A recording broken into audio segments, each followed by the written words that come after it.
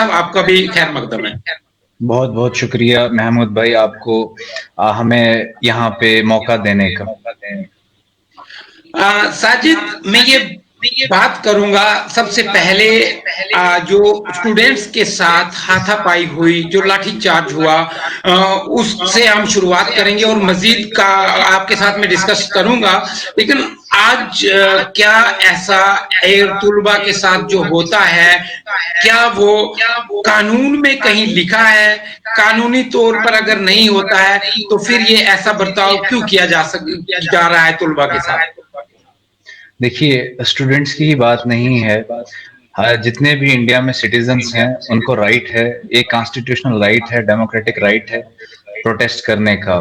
अपने राइट्स के लिए अगर आप लड़ रहे हैं पीसफुली, लीगली और डेमोक्रेटिकली, तो आपको कोई भी ताकत जो है वो रोक नहीं सकती है।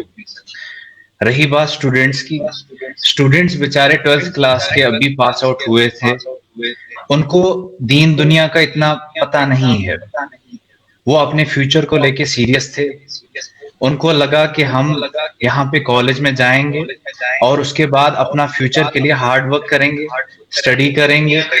लेकिन जो हालात यहाँ पे आर्टिकल 370, आर्टिकल 35 से और स्टेट को डाउनग्रेड करने के बाद हुए हैं, मुझे नहीं लगता कि जम्मू कश्मीर की तारीख में ऐसा कभी हुआ है, स्पेशली स्टूडेंट्स के साथ। और वो भी स्टूडेंट्स वो हैं जो अभी 12th क्लास से पास आउट हुए हैं, और वो बच्चे हैं, ये अभी जम्मू कश्मीर की तारीख में कभी नहीं हुआ कि एक बच्चा, चाहे वो गरीब बच्चा हो चाहे वो अमीर बच्चा हो, वो अपनी मेहनत व मशक्कत के साथ, आपको ये बताऊं कि 84% वाला भी मार्क्स ले रहा है लेकिन उसको भी एडमिशन नहीं मिल रही। ये एमएम कॉलेज का हाल है। बाकी जितने भी क्लस्टर यूनिवर्सिटीज के अंडर आते हैं कॉलेजेस, वहां पे भी वैसा ही हाल है। मुझे ये बताइए, वो बच्चे अपनी मांग जो है वो गवर्नमेंट के सामने रख रहे थे, क्या वो कोई गलत काम कर रहे थे? क्या वो कोई क्रिमिनल नहीं थे? वो एक स्टूडेंट थे, वो एक शहरी थे, वो पीसफुली अपना जो है वो प्रोटेस्ट जो है जाहिर कर रहे थे। लेकिन जिस हिसाब से पुलिस ने लाठीचार्ज की, गवर्नमेंट ने उसको रोका नहीं, गवर्नमेंट के ने निगरानी में उनके ऊपर लाठीचार्ज हुई है, छोटे छोटे बच्चों पे लाठीचार्ज हुई है, ये बहुत गलत हुआ है। ये कॉन्स्टिट्यूशन में कहीं नहीं लिखा है कि अगर आप पीसफुली कोई भी प्रोटेस्ट करते हैं तो उसके ऊपर आप लाठीचार्ज करें। ये तो बात होगी आवाज दबाने की, आप फोर्सफुली आवाज को दबा रहे हो। लेकिन मैं आपको बता देना चाहता हूं कि अगर कहीं आग लगी हो तो उसको अगर बुझाना है तो आपको पानी की जरूरत पड़ती है, ना कि आग से आग बुझाई जाती है। आपको सोल्यूशन देना है। आपको यहाँ पे जो बच्चे हैं जिनका फ्यूचर अभी स्टेक पे है, कोरोना वायरस है, जम्मू कश्मीर के हालात जो है वो बाकी रियासतों से, बाकी यूनियन टेरिटरीज से बहुत मुख्तलिफ है। यहाँ पे टेररिज्म है, यहाँ पे बॉर्डर स्टेट में कभी पाकिस्तान आ जाता है, कभी चाइना आ जाता है, कभी शैली रजौरी पुंछ में, कभी क्रॉस बॉर्डर टेररिज्म होता है। यहाँ पे बहुत डिफरेंट है हमारा जम्मू कश्मीर। 2G के ऊपर यहाँ पे काम चला रहे हैं।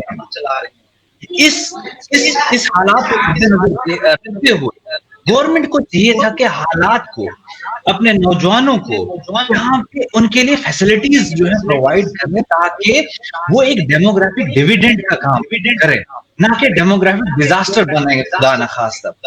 लेकिन आप तो, मुझे ये बताइए महमूद भाई, जब आर्टिकल 370 टूटा, जब आर्टिकल 35A तोड़ा, स्टेट को जो है डाउनग्रेड किया गया, यूनियन टेरिटरी में स्टेट को तकसीम किया गया 2 हिस्सों में, तो हमसे ये वादा किया गया था कि करप्शन में जो है कमी आएगी, टेररिज्म में खत्म होगा, यहाँ के नौजवानों को एम्पावर किया जाएगा। तो लाठी मारना क्या एम्पावरमेंट है? अगर ये है तो ये आपको ही मुबारक है। मुझे लगता है ये नौजवानों को सबसे पहला तोहफा जो है ये बीजेपी की सरकार ने लाठी मारते हुए दे दिया।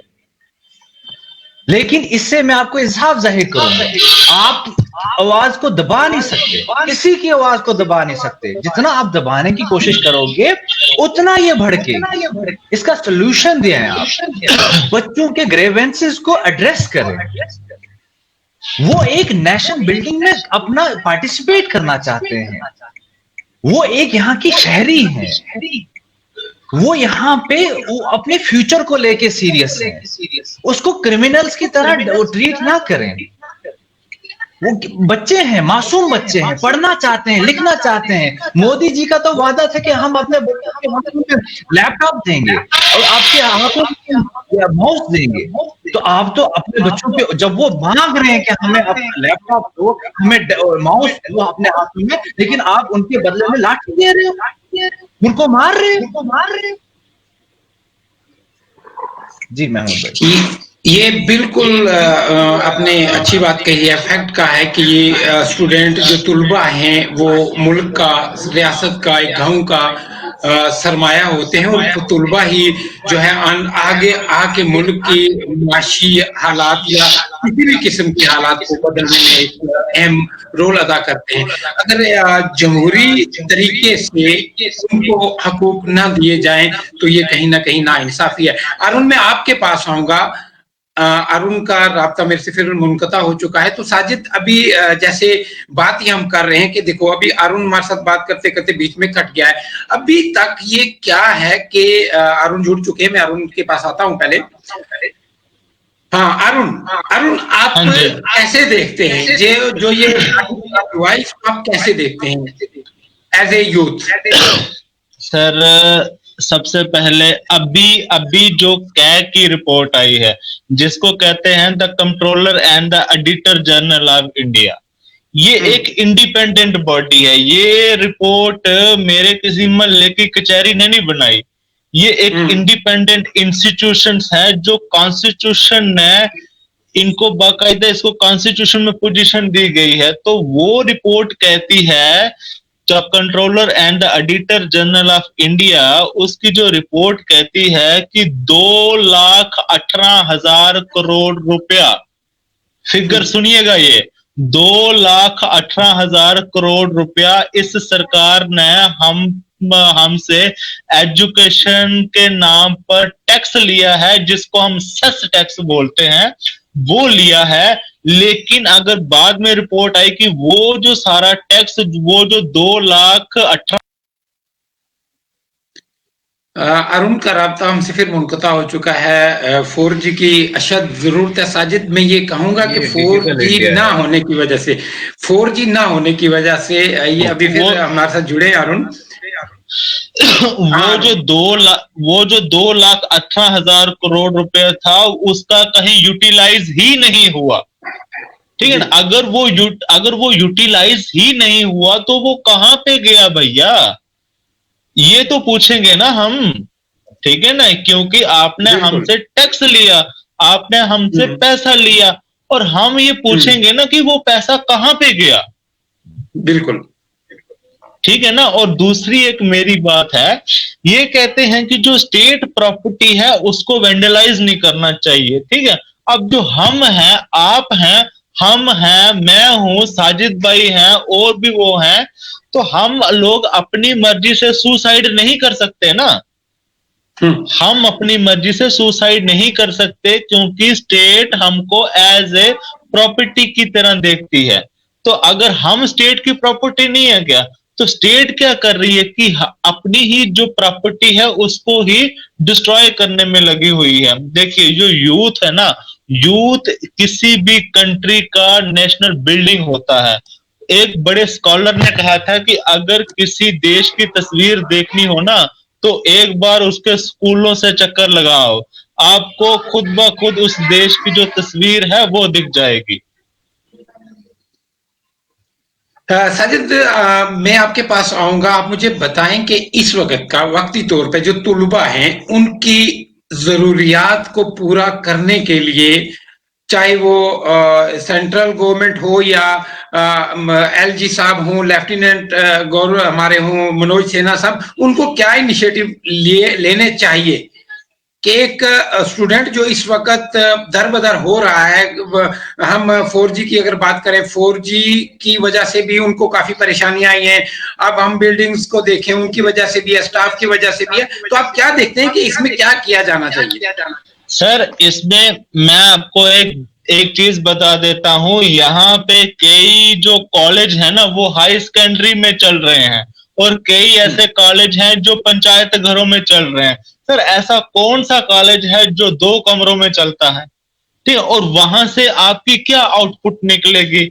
और वो आउटपुट जब आप मार्केट में भेजोगे तो वो मार्केट में क्या प्रोड्यूस करेगा? ठीक है ना। आप ख्वाजा साहब, आप यकीन नहीं करेंगे, हम जो अभी जो सिलेबस पढ़ रहे हैं ना वो 40 साल पुराना सिलेबस है। ठीक है ना। और आज टेक्नोलॉजी इतनी एडवांस हो गई है कि हम आज फोन खरीदते हैं तो कल उसका अपडेट आ जाता है ना। बिल्कुल बिल्कुल। तो यहाँ पर क्या होना है कि सबसे पहले हमको सिलेबस चेंज करना है।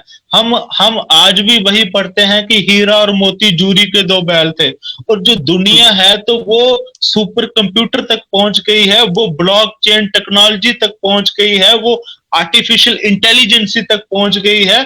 वो हमारे सिलेबस में ही नहीं है। और जब हम वैसा सिलेबस पढ़ के अपना जो स्कूलों से या कॉलेजों से या यूनिवर्सिटी से वैसा ही प्रोडक्ट निकाल के जब हम उसको मार्केट में बेचते हैं तो मार्केट में तो उसकी डिमांड नहीं होती ना, क्योंकि मार्केट में डिमांड किसकी है? अभी जो करंट सिलेबस चल रहा है वैसे प्रोडक्ट की मांग है। लेकिन हम जो प्रोडक्ट पैदा कर रहे हैं वो 40 साल पुराना पैदा कर रहे हैं। तो यहाँ पे मार्केट में क्या हो रहा है? यहाँ पे डिमांड एंड सप्लाई का मिसमैच हो रहा है कि जो मार्केट में डिमांड है हम वैसी मार्केट को सप्लाई नहीं दे रहे हैं। तो यहाँ पे क्या है, जो मैक्सिमम जो युवा है वो बेरोजगार हो गया है। पूरी दुनिया में नीदरलैंड की जितनी पॉपुलेशन है ना, इतने हम एक साल में इंजीनियर पैदा करते हैं। और आपको ये सुन के हैरानी होगी कि 95% जो इंजीनियर है वो वर्थलेस है, वो किसी काम के नहीं है। और उसके बाद अगर हम बात करें स्किल इंडिया की, तो अगर हम साउथ कोरिया में जाएं तो वहां पर 96% जो लोग हैं वो स्किल्ड हैं। लेकिन साजिद, अरुण फिर जुड़ेंगे हमारे साथ, मैं आपके पास आऊंगा। अगर हम सियासत की बात करें तो रिसेंटली डॉक्टर फारूक अब्दुल्ला का एक बयान आता है, उस पे यहाँ से रविंदर रैना का रिएक्शन आता है। आप इसको कैसे समझेंगे? क्या आप भी एक पार्टी से जुड़े हुए हो? कि मेरा भी ये मानना है कि कहीं ये सब सियासी पार्टियां जो है सियासत करके एक सियासी हथकंडे अपना के लोगों को बेवकूफ बना रहे हैं। देखिए महमूद भाई, आपका पहला सवाल था कि जो अभी बच्चे जो हैं वो सफर कर रहे हैं उसका क्या सोल्यूशन है। देखिए, मैं आपको बता देना चाहता हूँ, जब ये अभी आज 1 साल से ज्यादा हो गया है आपको एब्रोगेशन आर्टिकल 370 35A, तो हिस्ट्री में, जम्मू कश्मीर की हिस्ट्री में कभी नहीं हुआ कि एक बच्चा अगर 84% मार्क्स ले रहा है तो उसको एडमिशन नहीं मिल रही, और वो भी इस कोरोना वायरस चल रहा है। तो यहाँ पे इवन के 45 वाला जो 45% मार्क्स लेता था वो भी एडमिशन लेता था, क्योंकि हर किसी को एक इक्वालिटी अपॉर्चुनिटी बोलते हैं इसको, हर किसी को एक अपॉर्चुनिटी दी जाती है। ये हमारा कॉन्स्टिट्यूशन राइट भी है। किसी को भी यहाँ पे आप उसके जो राइट को वायलेट नहीं करते। 84% वाला है उसको भी एडमिशन मिलेगी, 45% वाला है तो उसको भी एडमिशन मिलेगी। सिर्फ फर्क ये रहता है कि किसी को टॉप कॉलेज मिलेगा और किसी को एक थोड़ा सा कम जो लेवल वाला कॉलेज मिलेगा। एडमिशन सबको मिलेगी। ये फर्स्ट टाइम हुआ, ये जब ये आर्टिकल 370 और आर्टिकल 35A टूटा, ये फर्स्ट टाइम हुआ हिस्ट्री में, जम्मू कश्मीर की हिस्ट्री में, कि 84% वाला बच्चा भी एडमिशन नहीं ले पा रहा। ये बहुत ही दुख की बात है। यहाँ पे एम्पावर नहीं किया जा रहा, यहाँ पे बच्चों को डिसएम्पावर किया जा रहा है। दूसरी बात, इस कोरोना वायरस के चलते बच्चे दूसरी स्टेट में एडमिशन कैसे लेंगे? वो अपनी हेल्थ के लिए, सेफ्टी के लिए यही जम्मू कश्मीर में रहना चाहते हैं। और आपको पता है कि जम्मू कश्मीर को किन नजरों से देखा जाता है दूसरी रियासतों में, क्योंकि एक ट्रस्ट डेफिसिट क्रिएट किया गया। यहाँ पे जो कुछ मीडिया, सभी मीडिया तो नहीं, कुछ मीडिया, जैसे कि आप बहुत अच्छा काम कर रहे हैं, लेकिन कुछ मीडिया जो है एक ऐसा नैरेटिव चलाते हैं कि जम्मू कश्मीर के हर एक बच्चा जो है वहां पे उनको लिंक किया जाता है। ये कोई छुपी हुई बात नहीं है। तो उनके पेरेंट्स डरते हैं, खुद बच्चे डरते हैं कि बच्चों को बाहर नहीं भेजा जाए, और वो इसी जम्मू कश्मीर में। अगर आप जम्मू कश्मीर के बच्चों को यहाँ पे घर पे अगर आप उनको जो है अपॉर्चुनिटीज नहीं देते हैं, अगर एडमिशन नहीं देते, वो कहाँ जाएंगे? ये हाल कर दिया है इस बीजेपी को। तो इसका सोल्यूशन ये है कि यहाँ पे पहले भी बच्चे एडमिशन होती थी, 45% वाला भी लेता था और 94% वाला भी एडमिशन लेता था। तो यहाँ पे किसी चीज की कमी नहीं है, एडमिशन होती थी सब। दूसरी बात, इंफ्रास्ट्रक्चर की बात, यहाँ पे आपने कहा डेवलपमेंट होगी, तो आप इंफ्रास्ट्रक्चर क्रिएट करिए ना। आप यहाँ पे बिल्डिंग्स बनाइए। आपने तो कहा अब यूटी है, यहाँ पे पैसा ही पैसा आएगा, यहाँ पे इंफ्रास्ट्रक्चर बहुत होगा, तो करिए ना जनाब। 1 साल हो गया, 9 महीने में तो एक नई जनरेशन पैदा हो जाती है। यहाँ पे 1 साल से ज्यादा हो गया, तो आप एक बिल्डिंग नहीं क्रिएट कर पा रहे हैं, बना पा रहे हैं पूरे जम्मू कश्मीर में।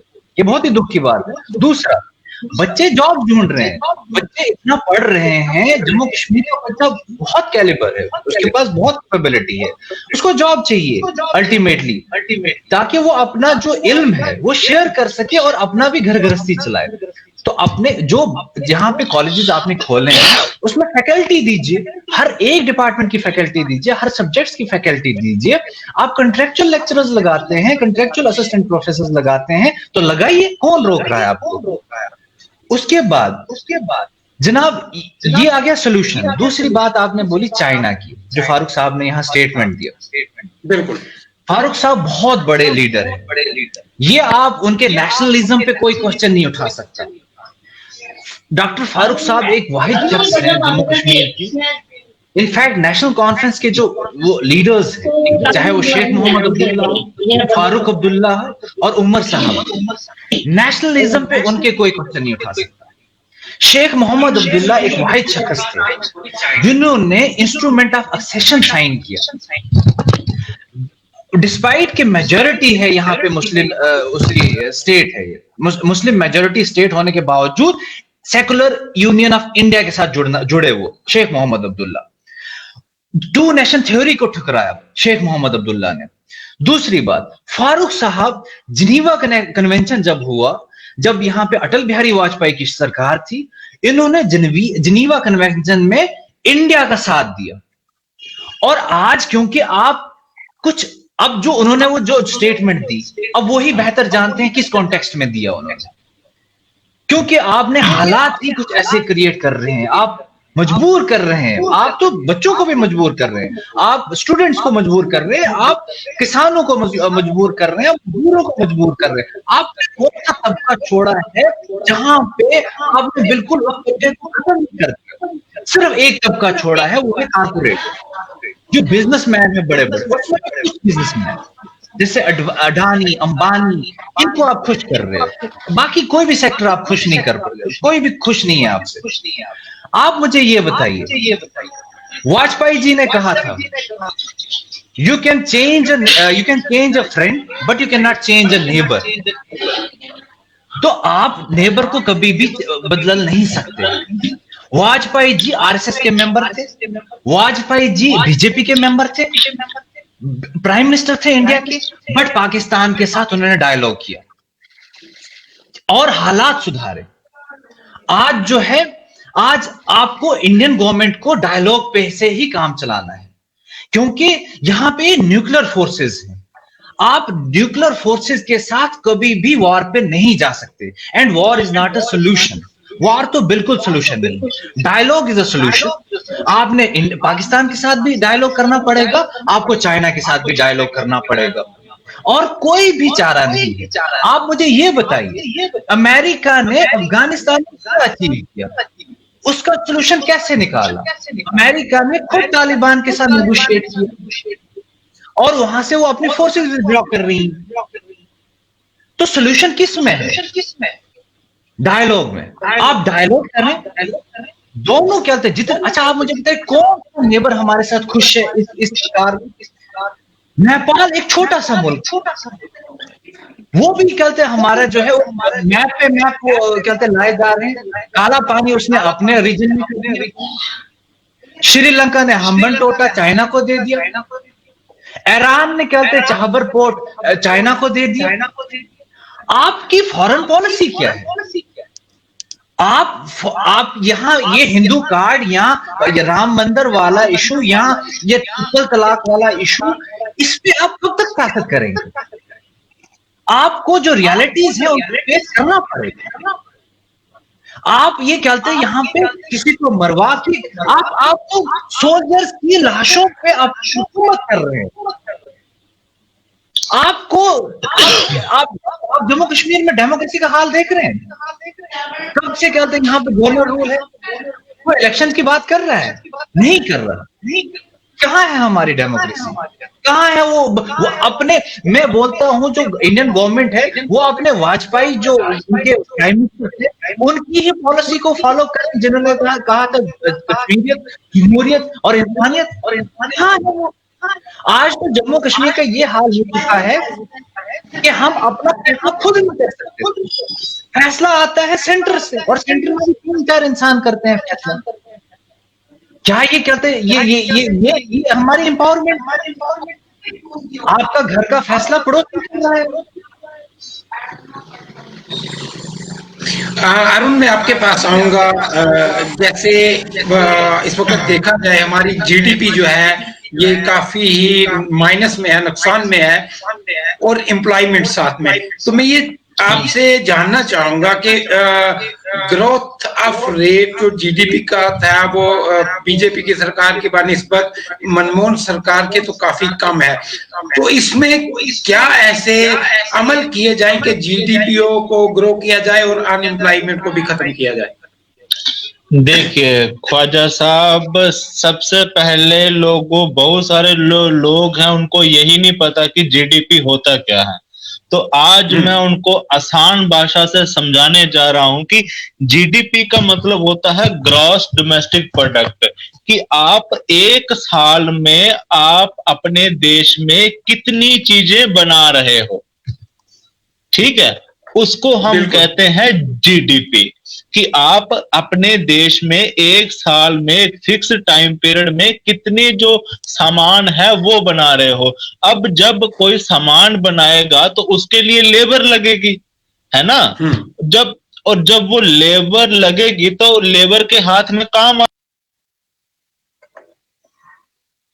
अरुण का राब्ता मुनक़ता हुआ है, तो साजिद मैं इसके साथ ही बात करूंगा। अभी जो ये प्रॉपर्टी टैक्स आया है, ये एक बड़ा तोहफा मिला है यूनियन टेरिटरी जम्मू कश्मीर को। अरुण जुड़ा है, मैं अरुण से बात कर लेता हूँ पहले। हाँ जी, और जो लेबर है, लेबर के हाथ में काम आएगा, तो हम जितनी चीजें प्रोड्यूस करेंगे उतनी हमें लेबर की इंटेलिजेंस मिलेगी। अगर लेबर को काम मिलेगा तो इसका मतलब क्या हो गया कि जो अनएम्प्लॉयमेंट है वो घटेगी, और हमारे देश में जो ज्यादा से ज्यादा जो चीजें हैं वो बनेगी। तो जैसे जैसे जीडीपी ऊपर उठती जाती है वैसे वैसे अनएम्प्लॉयमेंट कम होती जाती है, और जैसे जैसे अनएम्प्लॉयमेंट ऊपर उठती जाती है वैसे वैसे जो जीडीपी है वो डाउन होती जाती है। तो अगर आपने किसी भी कंट्री, देखो we are living in the globalised era, and in the globalized era there is the integration of the economies, and if we live in the integration of the economies, first of all we must be focused on the investment, कि जितनी आप जितनी ज्यादा investment करोगे तो उतना ही ज्यादा क्या होगा। अब देखो जो बैंक है, बैंक किसी को लोन देगा, और जिसको लोन देगा वो काम स्टार्ट करेगा। जब काम स्टार्ट करेगा तो वहां पर लेबर की जरूरत होगी, जब लेबर की जरूरत होगी तो हर हाथ में काम होगा, जब हर हाथ में काम होगा तो आपकी अनएम्प्लॉयमेंट ऑटोमेटिकली घट जाएगी, और आपकी जो जीडीपी है, एक साल में आपने कितने प्रोडक्ट बनाए वो आपकी जीडीपी इंक्रीज करेगी। लेकिन यहाँ पे दिक्कत क्या हो रही है? यहाँ पे दिक्कत ये हो रही है कि जो बैंक है वो जब बड़े बड़े इंडस्ट्रियलिस्ट को पैसा देता है, और वो जो इंडस्ट्रियलिस्ट है वो गरीबों का पैसा लेके, लोन लेके भाग। अरुण अरुण का राब्ता फिर हमसे टूट चुका है, तो मैं ये लेफ्टिनेंट गवर्नर साहब से भी गुजारिश करता हूँ, अगर ये हमारा प्रोग्राम आपके शेयर की बदौलत, आप जितने लोग हमें देख रहे हैं, आप अगर इसको शेयर करेंगे तो मुझे लगता है कि कहीं ना कहीं एडमिनिस्ट्रेशन तक, इंतजामिया तक, सरकारों तक ये बात पहुंचेगी। अभी हमें बात करने में भी कितनी दिक्कत हो रही है, तो कम से कम 4G को रिस्टोर करना अहम है, बिल्कुल 4G की बड़ी अहम जरूरत है। जी अरुण, आप अपनी बात बिल्कुल कंटिन्यू रखें। हाँ जी। वो जो गरीब का पैसा, अब देखो जो बैंक है, बैंक में किसका पैसा है? जो गरीब लोग हैं उनका पैसा है।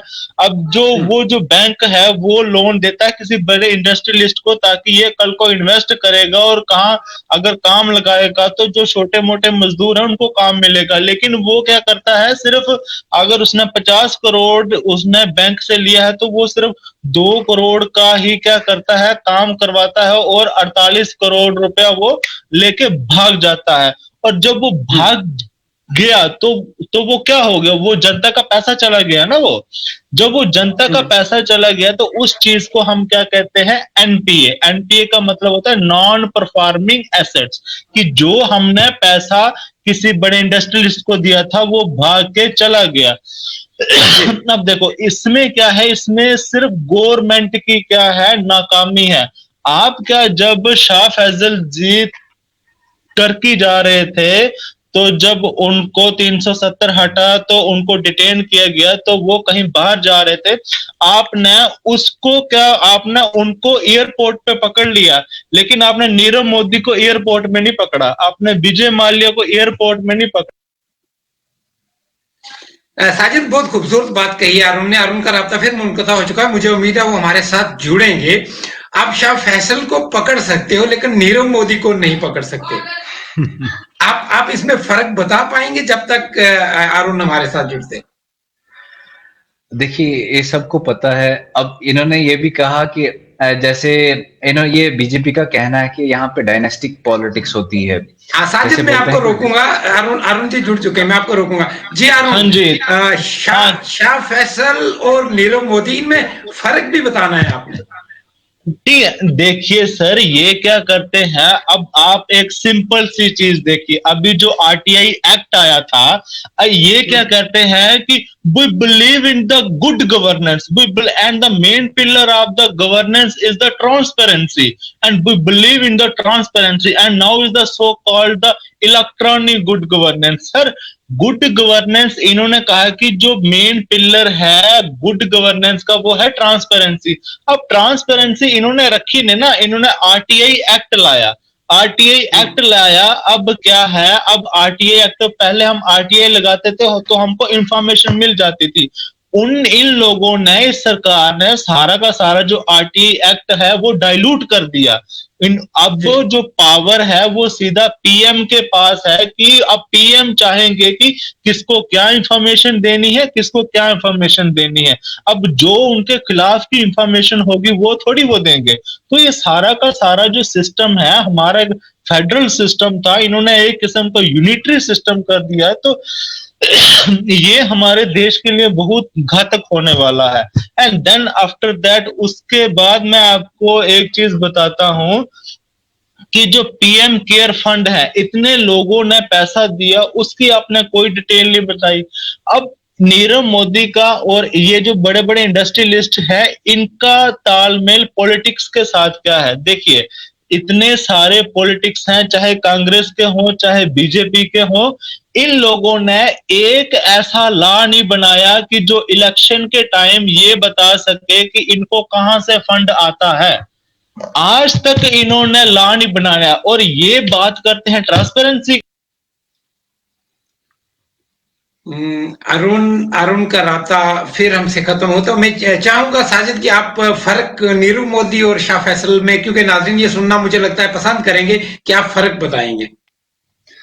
देखिए, ये होता है हिपोक्रेट। ये अरुण जी जुड़े हैं फिर से। हाँ जी जी अरुण, अभी आप कंटिन्यू करेंगे बात। हाँ जी, मीन्स ये क्या होती है, ये होती है हिपोक्रेसी। और आज और कल जो मैंने भाई साहब ड्रामा देखा ना, तोबा तोबा तोबा, मीन्स ऐसा ड्रामा, मीन्स जिसको हम कहते हैं ना बहरूपिया। बहरूपिया मीन्स अलग अलग रंग बनाने वाला। इनको देख के तो गिरगिट भी शर्मा जाए कि कल क्या हुआ। कल बीजेपी ने मोर्चा वो किया कि प्रदर्शन किया कि फायर वो जो वाले हैं, जो फायर एंड इमरजेंसी वाले हैं, तो उनको क्या है कि वो उनकी जो लिस्ट आउट हुई है कि उसमें गफला हुआ है। अरे भाई साहब, मैंने पूछा भाई किसके खिलाफ गफला, भाई किसके खिलाफ प्रदर्शन कर रहे हो? कह रहे हैं कि हम एडमिनिस्ट्रेशन के खिलाफ प्रदर्शन कर रहे हैं। भाई मैंने कहा कि एडमिनिस्ट्रेशन कौन चलाता है? कहता हमें क्या पता, हमको, हमने तो एडमिनिस्ट्रेशन। महा भाई मेरी बात सुनो, जो एडमिनिस्ट्रेशन है इस समय जम्मू कश्मीर की, उनको लेफ्टिनेंट गवर्नर साहब देख रहे हैं, ठीक है ना। और जो लेफ्टिनेंट गवर्नर साहब हैं उनको कौन अपॉइंट करता है? उनको प्रेसिडेंट अपॉइंट करता है, ठीक है। और प्रेसिडेंट किसके कहने पे काम करता है?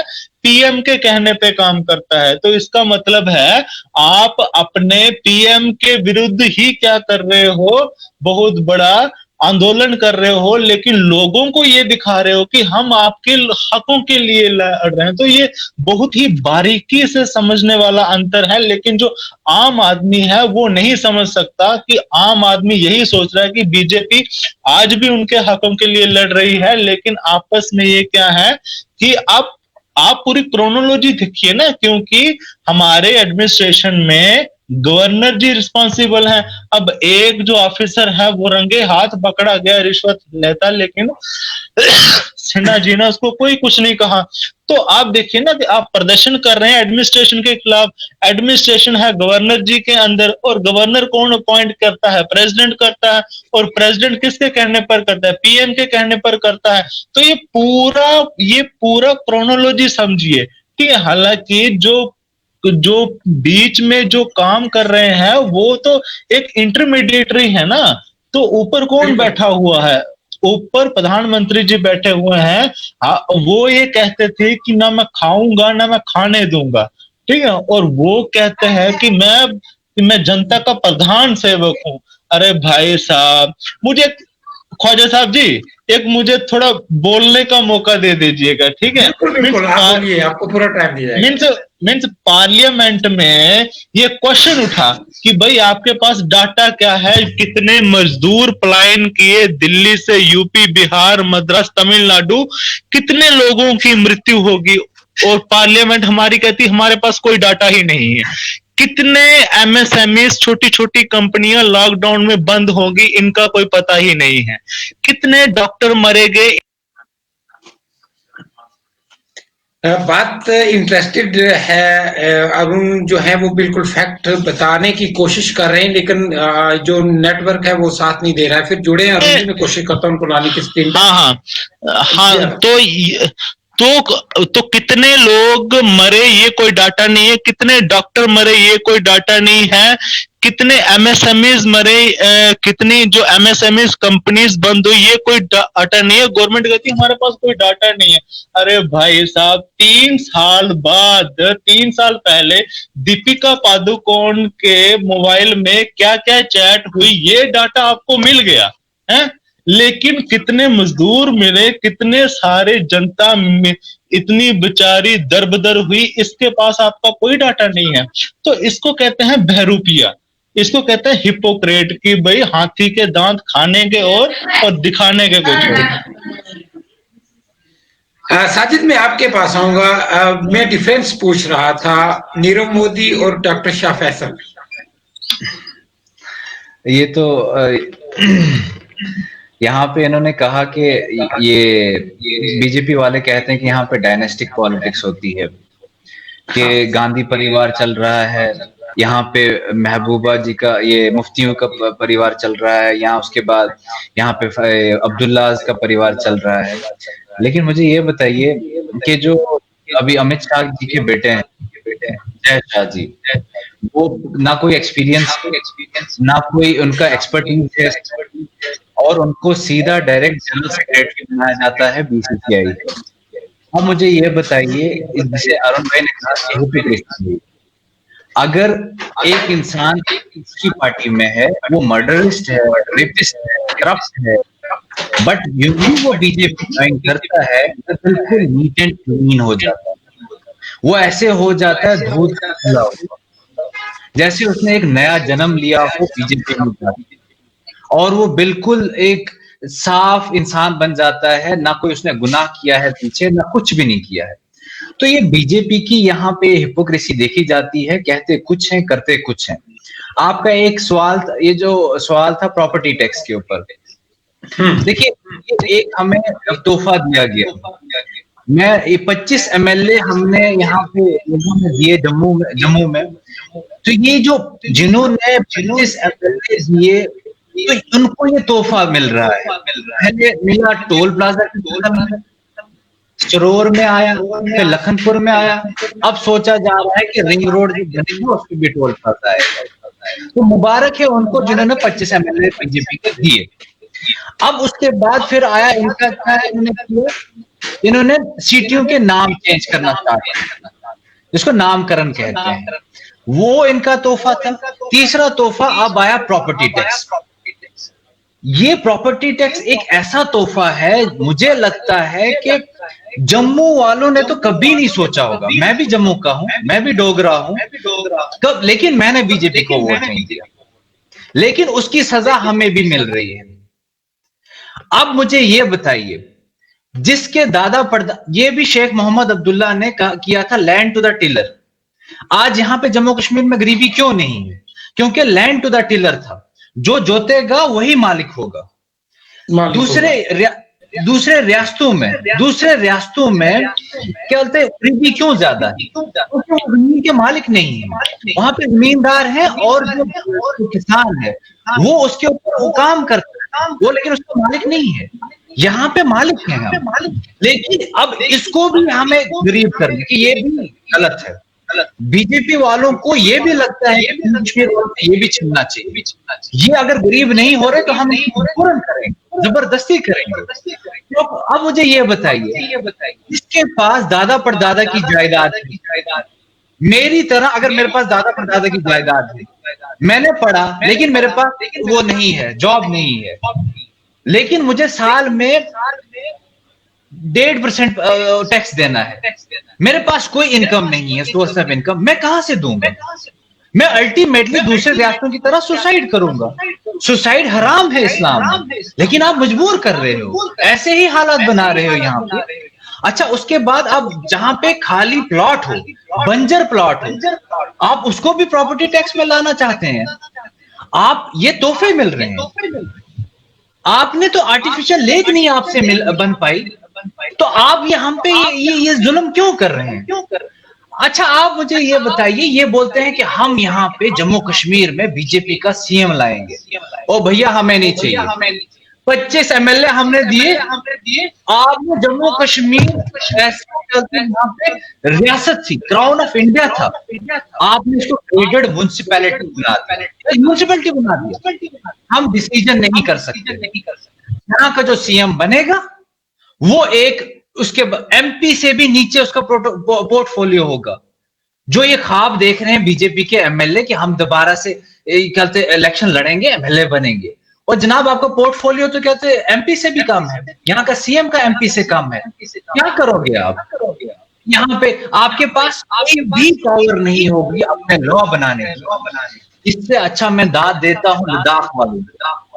मैं तो चाहता था कि जम्मू कश्मीर और लद्दाख एक ही रहे, और इंडियन गवर्नमेंट ये कोशिश करे कि पाकिस्तान अक्साई चीन को वापस ले, जो जोरावर सिंह ने क्या कोशिश की थी, एक जम्मू कश्मीर बनाया था, लेकिन क्या इन्होंने तोड़ दिया।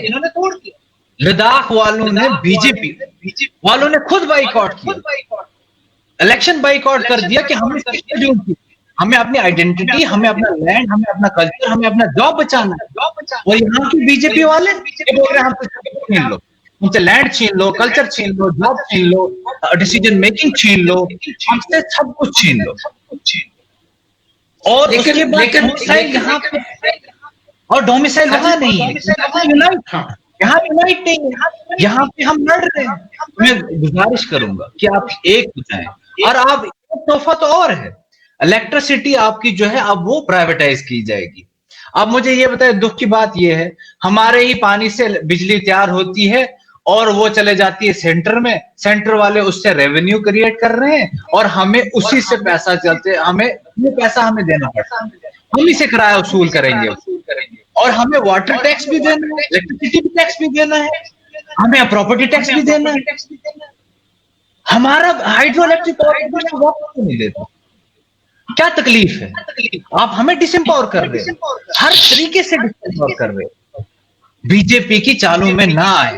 मैं आपके इस मीडिया, आपके इस चैनल के जरिए से मैं सबको बताना चाहूंगा कि मेहरबानी बीजेपी इस ये जो क्रिमिनल करते हैं, करते हैं, इसके प्रोपागंडाज में नहीं आए, खत्म हो जाएंगे। जब हो जाएगा 10 साल में, यकजा हो जाए, देखा है, और अपने आइडेंटिटी, कल्चर, जॉब, लैंड को बचाएं। अरुण, मैं आपके पास आऊंगा। अगर हम आइडेंटिटी की बात करें, डोगराज का काफी जो है यहाँ साथ देखा गया था भारतीय जनता पार्टी को लेके, लेकिन इस वक्त काफी आवाजें जो है वो यही उठती हैं कि हमने गलत किया है, हमसे गलत फैसला हुआ है। और डोगरा कल्चर जो है ये तारीखी कल्चर रहा है, क्या उसको 370 और 35A के हटने के बाद डोगरा कल्चर को भी क्या नुकसान होगा? सर, सबसे पहले ये देखिए कि जो बीजेपी की जो आइडियोलॉजी है ना, आइडियोलॉजी क्या है, सबसे पहले हमने इनकी आइडियोलॉजी को समझना होगा। इनकी आइडियोलॉजी है ही बांटने की आइडियोलॉजी, और ये राम के नाम का सिर्फ क्या करते हैं, दुरुपयोग करते हैं। मीन्स इनको रविंद्र रैना को पूछना कि राम की माँ का नाम क्या था, इनको ये नहीं पता होगा। लेकिन मैं भाई साहब, पहले राम को पढ़ तो लेते कुछ, और फिर बाद में ये सब कुछ कहते। तो सबसे पहले इन लोगों ने क्या किया, हमको रिलीजन के नाम पे बांटा, रिलीजन के नाम पे बांटा। फिर इन्होंने क्या किया, हमको रीजन के नाम पे बांटा। यहां पर नहीं रुके, फिर उन्होंने कास्ट के नाम पे बांटा। अब ये लैंग्वेज के नाम पे बांट रहे हैं। तो इनकी जो है वो लैंग्वेज के नाम पे बांटने की क्या है, एक पूरी तरह से कोशिश रही है। और जैसे ये जो मलिक साहब है, ये कह रहे थे कि देखिए जो आइडेंटिटी है ना, आइडेंटिटी कहीं नहीं जाएगी, कहीं कोई नहीं होगा। लेकिन आप ये देखिए ना, एक तरफ आप डोमिसाइल में कह रहे हो कि हमने सिर्फ क्या करना है, हमने जो J&K है, हमने 100% उसके लिए जॉब ही रिजर्व करके रखनी है, और बाकी आप जो डोमिसाइल है वो सारों को बांट रहे हो। मीन्स आप सामने से लोगों को एंटर नहीं कर रहे, आप पीछे से लोगों को एंटर कर रहे हो। भाई साहब, जो डोमिसाइल लेगा तो वो साथ में नौकरी भी तो लेगा ना। आप इस चीज को क्यों नहीं समझते? इन्होंने कह दिया कि जो 100% अरुण का राब्ता हमसे मुनक़ता हो चुका। साजिद, प्रोग्राम का वक्त भी करीब आया जाता है, तो मैं एट लास्ट आपसे ये जानना चाहूंगा कि अरुण जुड़े हैं, मैं अरुण की बात ले लेता हूँ पूरी, नेटवर्क खराब होने की वजह से। जी हाँ, मीन्स इन्होंने कहा कि जो 100% जो जॉब है वो हमारे जम्मू कश्मीर के लोगों को मिलेगी, और हम भी खुश हो गए। लेकिन इन्होंने बैकडोर से क्या कर दिया, वो जो जिनको नौकरी नहीं मिल रही थी उसको डोमिसाइल लॉ से उनको नौकरी देना भी कर दिया। अब जो डोमिसाइल बनाएगा तो वो नौकरी भी तो लेगा ना। तो हमारी नौकरियां कहाँ पर गई? तो हम रेस्ट ऑफ इंडिया से कम्पीट थोड़ी कर सकते हैं। ऐसे 2 साल से आपने क्या कर दिया है, यहाँ पे नेट बंद करके रखा है। रेस्ट ऑफ द इंडिया में सारे में नेट है, यहाँ पे नहीं है। और आप एग्जाम करवाते हो सेंटर लेवल का, मीन्स एक को आप रॉकेट दे रहे हो, दूसरे को आपने गधे पे बिठा के रखा है, और दोनों की रेस करवा रहे हो। तो ऑब्वियसली आगे क्या जाएगा? रॉकेट वाला आगे जाएगा कि जो गधे पे बैठा है वो आगे जाएगा?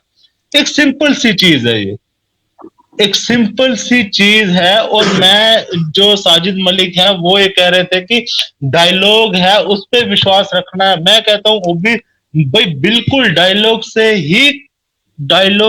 ही काम चलता है। क्योंकि देखिए, इंडिया ने हमेशा पाकिस्तान के साथ डायलॉग किया है, ठीक है ना।